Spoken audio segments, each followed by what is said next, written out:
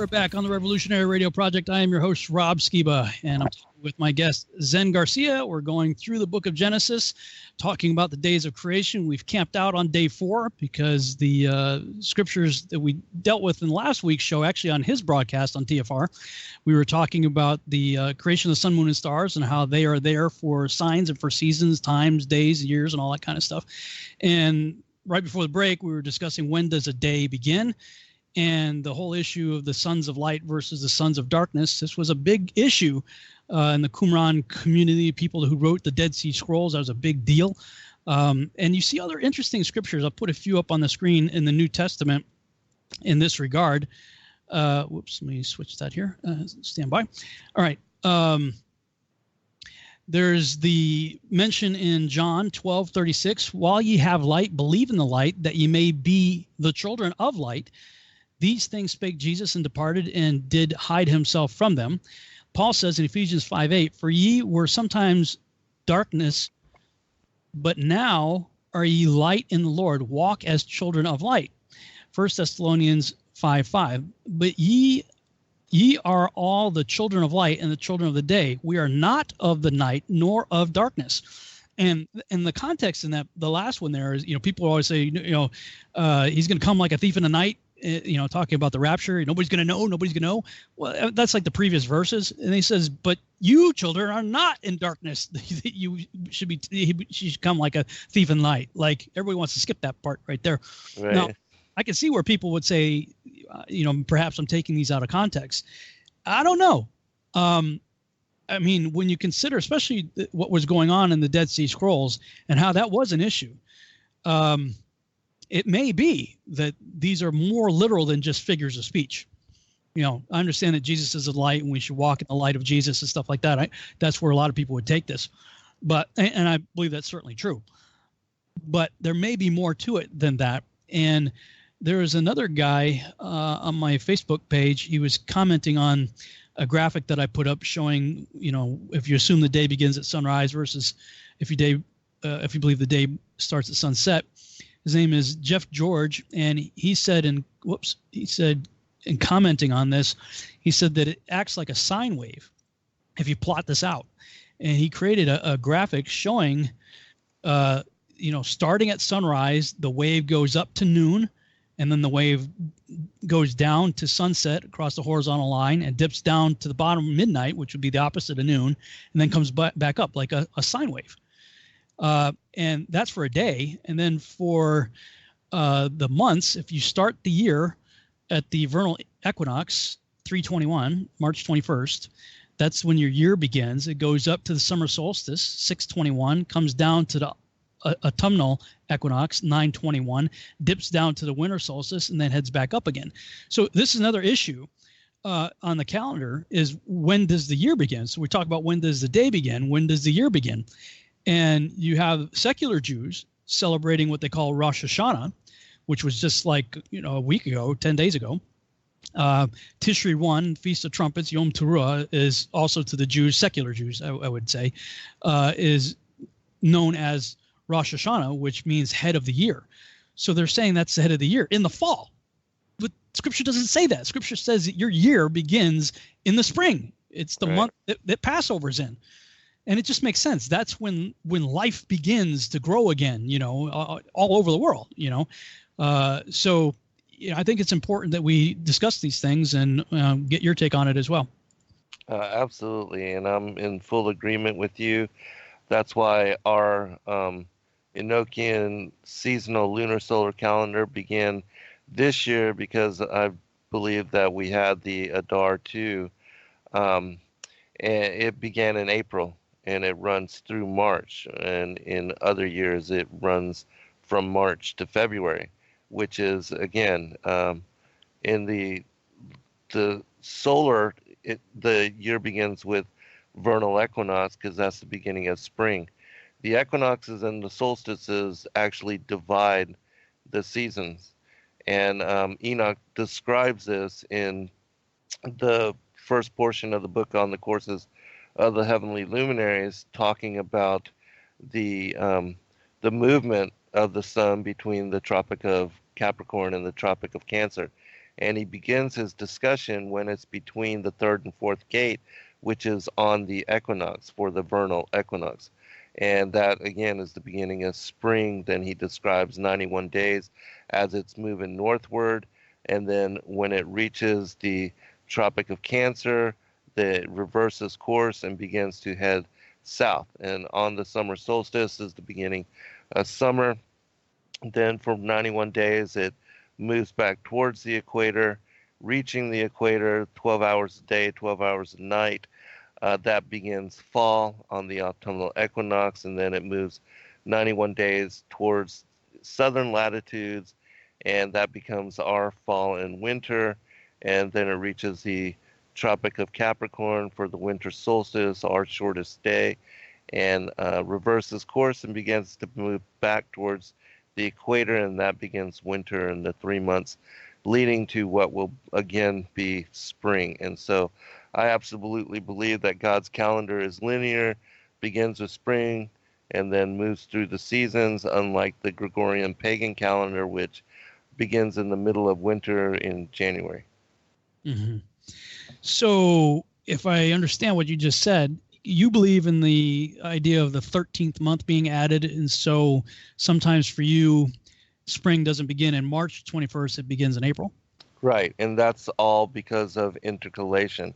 And that has to do with not only the barley harvest, because the barley harvest has to be ripe for the waving of the barley sheaf on the day of first fruits by the high priest as a sin offering for Israel, but also that because the calendar that we set up is based on both the movements of the sun and the moon. And as I describe it in my Flat Earth as Key to Decrypt the Book of Enoch, Enoch describes a 364-day solar year, which creates the seasons based on the equinoxes and the solstices. And then the 354-day lunar year is what determines the Sabbaths and the Levitical feast days. Like, for instance, the 15th of Nisan is always a full moon, as is the 15th of Tishri, which are the Feast of Unleavened Bread and also Tabernacles.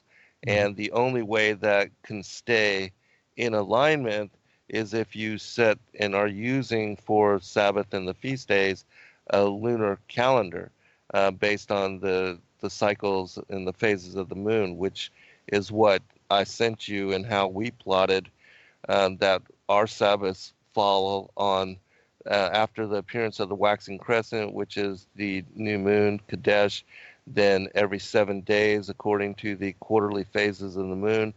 The first quarter full, third quarter and lunar conjunctive moon, that sets the appointment for Sabbath. And in my opinion, God established the moon and the way that it works according to these cycles for a heavenly witness as to when Sabbath should be determined. And so most people think that we only follow the movements of the moon, which is incorrect. We follow both the solar and the lunar calendar and then intercalate them, which, because there's a 354-day lunar calendar, 364-day solar calendar, there's a metatonic cycle that means 7 out of every 19 years, because the synodic month averages 29.531 days.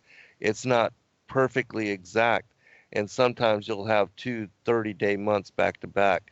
And so it skews it so that that 13th month sometimes will appear after 2 years, sometimes after 3 years, and the metatonic cycle is what determines that. And people that know and have studied the way that the calendars are intercalated and come together, that this is the reason why, so that when the year, the new moon begins before the vernal equinox, then often you will have to have that 13th month added in order for the barley harvest to be correct in alignment for the day of first fruits.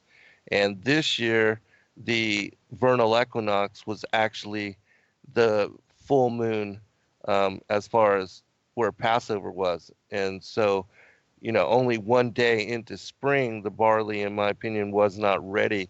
And so you have to add the 13th month, Adar 2, which we did to this year in order for the barley harvest to be ready for the celebration of the Passover festivals and the barley sheaf being waved on the 16th of the sun.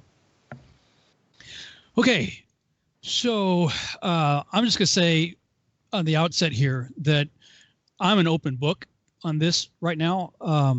My home group, my home Bible study group, had put together a calendar that for the longest time I was in full agreement with. Initially, our group was a conjunction group. We believed that the month started with a conjunction. Then we moved to Crescent after a guy who's literally obsessively studied this topic, singular topic, for like 20-something years, has written extensively on it, came to our home group and sat there and had to deal with me for 3 hours throwing, well, yeah, but what about? Yeah, but what about? What about? Yeah, but what about? And he fielded every question I had, knocked them out of the park with scripture. And that's what I look for. It's like, look, if you can counter all my arguments with scripture and prove that I'm wrong, great, I'll switch. I don't care. I want to know what the truth is. Right, absolutely. I have in my mind what scripture is telling me, but from everything from pre-trib rapture to biblical cosmology and now the calendar, I've been proven wrong. So from what I previously believed, and trust me, back then I was just as dogmatic about the things that I now believe as I am now. And right. The me of 10 years ago and the me of today would fight nonstop till both of us passed out, from exhaustion, and neither one of us would have won the debate. So, I'm at the point now as crossed over the half-century mark, that I'm thinking, the more I learn, the less I think I know. Right. Absolutely. I'm with you there. So I'm listening to you. I'm hearing what you're saying. I'm not saying I agree yet.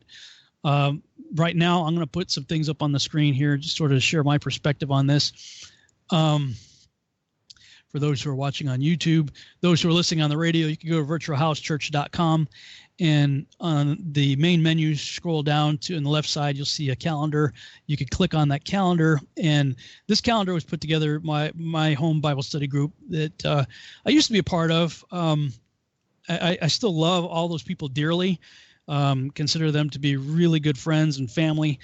But what happened with me is a lot of times new people are starting to come into the group, and, God help me, but I'm always questioning stuff, and I don't want to be a stumbling block, and when you bring up some of these topics, as even as fired up in the chat room, some people are getting probably already, right. People they're resistant to change. Yes, they are. Oh my gosh. They will fight it. And, I just felt like when I started wrestling with the issue, when does the day begin? And I just brought it up. It kind of floated the idea in the group. And of course, a bee's nest started stirring up, I'm like, okay, well, Sabbath is supposed to be a day of rest, and this is not restful for me. So, and it may be causing strife, that could be a stumbling block for new people that are just coming in. And, I'm not a milkshake kind of guy. I'm more like, give me a substantial meal here. Absolutely. So I kind of need to be plugged in when it comes to Bible study with people like yourself, people that are well-read, that can dive deep and are not afraid to share even opposing ideas and bounce on as iron sharpens iron. And so, right now we're kind of without a home group. This is sort of like our weekly Bible study right now, what we're doing here, because I know even in the past, even in disagreement, we can continue as brothers, and it's all going to be good. And hopefully people can learn from our exchange. But this group right here that put together our calendar believes that the day begins at sunset. And there's a lot of good stuff in here in the introduction to the calendar. They describe, sort of where we came to the conclusions, how we came to the conclusions, and what they believe going into it. And then they've got the calendar marked off with the day beginning at sunset and a weekly Sabbath on Saturday. So where I differ on this is now I am leaning more towards the idea that the day begins at sunrise than sunset. So some things shift for me, but not a whole. for the most part, not a whole lot changes. Now, what's interesting to me is you're on the Enochian calendar, and that the Day of Atonement still ended up for you on the same day as it ended up for us, this calendar. And the only reason I'm still following this calendar right now is because I'm uncertain, okay, about a lot of these things. This calendar, I at least understand. I understand. I understand. Important. Yeah, I understand this calendar, so I can walk in it, but I'm not like married to it that this Right. has to be correct. I don't yet know enough about some of the other models that are out there, like yours and others, that I'm comfortable just jumping ship and going the other direction, because I need to understand it Yes. to do Important. it. Now, there's another guy who spoke at the Take on the World conference. His name is Zach. Boy, I don't want to butcher his last name here. Struherick, I think. I'm sorry, brother, if I butchered your last name, but he and another guy, Micah Kissling, did a presentation on biblical feasts and the Zadok priestly calendar at the Take on the World conference. And if people are interested, they could go to Take on the World TV, the YouTube channel Take on the World TV, and look it up. It was published on August 23rd, 2019, and watch his presentation. Now, from what I'm gathering, looking at your calendar, Zen, and looking at their calendar, he sent me a PDF of his calendar. Now, I got your calendar up on the screen right now as a PDF that you sent me. And he sent me, let's see if I have it here. He sent me his calendar.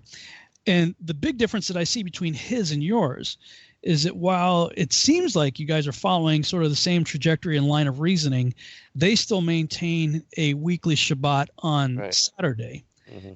where your Shabbat floats because you are, correct me if I'm wrong, believing in what they call a lunar Sabbath. Yes, the waxing crescent establishes the first day of the lunar month, and then you have the quarterly phases aligned to the first full third quarter and lunar conjunctive moons, and that's when Sabbath is. And with regard to the Zadok priesthood calendar, that calendar is based on the 364-day solar calendar, and it's to determine which of the priests would serve during that particular month. And so you find this in the Dead Sea Scrolls, but it's not for, in my opinion, determining the Sabbath or the Levitical feast days, but it's more for determining, again, which which priest would serve for that particular month of the solar yearly cycle. And that's what the Zadok priestly calendar is specifically in reference to, and has everything to do with determining that cycle, not the Sabbath or the Levitical feast days, in my opinion. Okay, so one of the things I like about this calendar, the Zadok calendar, is the issue of the Shabbat still being on Saturday. And I'll kind of share my issues with the lunar Sabbath, because I went down that path also. There was a video that I saw by World's Last Chance, I think is the YouTube channel, that was trying to make a really compelling case for it. And I will say they made a fairly compelling argument. But then I started looking into it for myself, and I'll just share a few things here on the screen for people that are watching on YouTube.